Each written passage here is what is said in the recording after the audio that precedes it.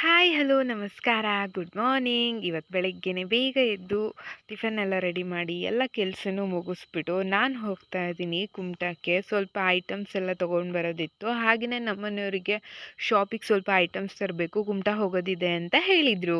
ಅದಕ್ಕೋಸ್ಕರ ನಾನು ಕೂಡ ಹೊರಟ್ಬಿಟ್ಟೆ ಬೇಗ ಬೇಗ ರೆಡಿಯಾಗಿ. ಕುಮಟಾದಕ್ಕೆ ನಾವು ಹೊರಟಿದ್ದೀವಿ ಈಗ.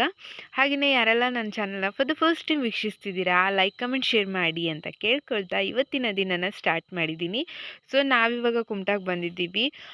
ನಾನು ಹೊನ್ಮಾವಲ್ಲೇ ಇಳ್ಕೊಂಡೆ. ಹೊನ್ಮಾವು ಶಾಪಲ್ಲಿ ನಾನು ಪರ್ಚೇಸ್ ಮಾಡಬೇಕಿತ್ತು.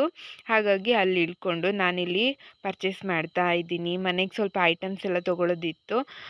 ನಾನು ಒಂದೊಂದು ಸತಿ ಮೊದಲೇ ತಗೊಂಬಂದ್ಕೊಬಿಡ್ತೀನಿ. ಒಂದು ತಿಂಗ್ಳಿಗೆ ಆಗೋಷ್ಟು ಸಾಮಾನುಗಳನ್ನು ತರ್ತೀನಿ. ಇಲ್ಲ ಅಂತಂದರೆ ನಮ್ಮನೆಯವರು ಅವಾಗವಾಗ ಕುಮಟಾ ಹೋಗ್ತಾ ಇರ್ತಾರೆ, ಇಲ್ಲ ಹೊನ್ನಾವರ್ ಹೋದಾಗ ಸೂಪರ್ ಮಾರ್ಕೆಟಿಂದ ತರ್ತಾರೆ ಅಂತಲೇ ಹೇಳ್ಬೋದು. ಇವತ್ತಿನ ದಿನ ನಂದು ತುಂಬ ಲೇಝಿ ಡೇ ಅಂತಲೇ ಹೇಳ್ಬೋದು.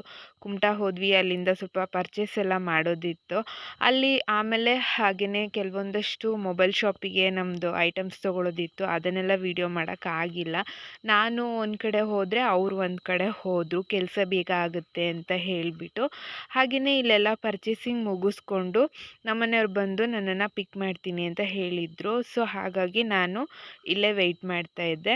ಆಮೇಲೆ ಅಲ್ಲಿಂದ ನಾವು ಇಲ್ಲಿ ಪರ್ಚೇಸಿಂಗ್ ಮುಗಿಸ್ಕೊಂಡು ಸೀದಾ ಊಟಕ್ಕೆ ಹೋಗೋಣ ಅಂತ ಹೇಳಿದ್ವಿ. ನಾವು ಹೋಗಿದ್ದು ರೈಲ್ವೆ ಹೋಟೆಲ್ಲು. ಬಸ್ ಸ್ಟ್ಯಾಂಡ್ ಪಕ್ಕದಲ್ಲಿ ಹೋಟೆಲ್ ಇದೆ. ಇಲ್ಲಿ ಮೀನೂಟನ ತುಂಬ ಚೆನ್ನಾಗಿ ಕೊಡ್ತಾರೆ.